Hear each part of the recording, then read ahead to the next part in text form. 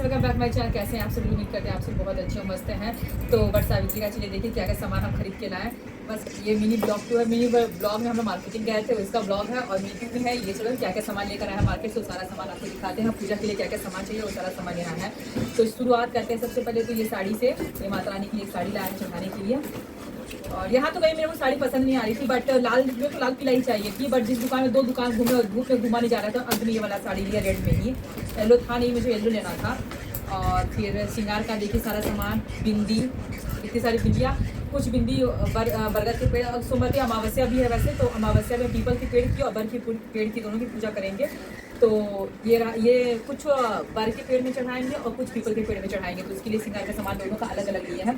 बिंदी और एक रबड़ बैंड, ये 2 सूता लिए हैं। और अमावस्या है, बट सावित्री वाले दिन अमावस्या है कल, तो इसलिए कच्चा सूता, इस वाले सूते से हम दीपक जलाएंगे। उस दिन रुई नहीं छूते अमावस्या के दिन, तो रुई के सूते का इस्तेमाल करके इसे हम लोग बत्ती बनाएंगे और दिया जलाएंगे इसी का। और ये 2 मौली सूता है जो कि एक पीपल के पेड़ में, एक बर्ग के पेड़ में इसे फेरी देंगे।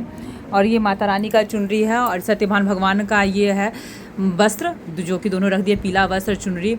उसके बाद ये हल्दी है, सिंदूर है 2 के लिए, और दोनों जगह फेरी देने के लिए चूड़ियाँ, 2 कंगन और एक दीपक। याद से ये सबसे ज़रूरी है माचिस, ये आप जरूर याद से, क्योंकि ये हमेशा सभी लोगों का छूटता है। और माचिस कहा जाता है दीपक जब भी जलाए तो खुद के माचिस से जलाइए, तो ये जरूर रख लीजिएगा, दीपक, माचिस और कुछ फल।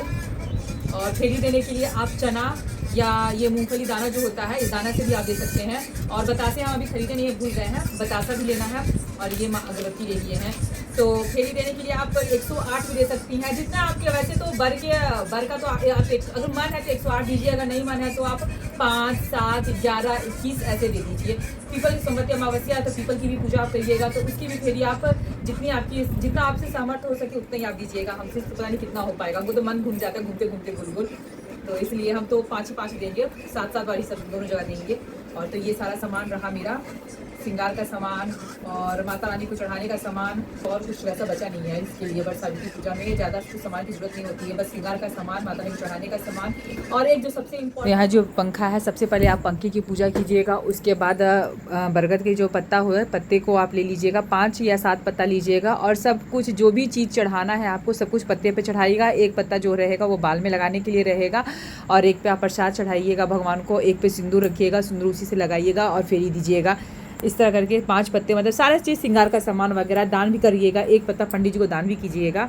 इस तरह करके आप बट सावित्री का पूरा अच्छे से पूजा कर लीजिएगा वहाँ बैठ के, और कथा भी सुन लीजिएगा। अगर आप कथा नहीं सुन पाएंगे, वहाँ पंडित जी नहीं है, तो आप मोबाइल पे भी कथा सुन लीजिएगा, या फिर कथा की किताब ले लीजिएगा आराम से। तो अगर आप लोग में जनेऊ चढ़ाया जाता है, पहना जाता है, तो जनेऊ भी एक चढ़ा लीजिएगा। और ये चीज़ छूट गया था मेरे, तो अभी बताया है जनेऊ का। बस ब्लॉग यहीं पास एंड करते हैं, फिर मिलते हैं कल बट सावित्री पूजा के साथ। तब तक के लिए सभी लोगों को बाय बाय, गुड नाइट।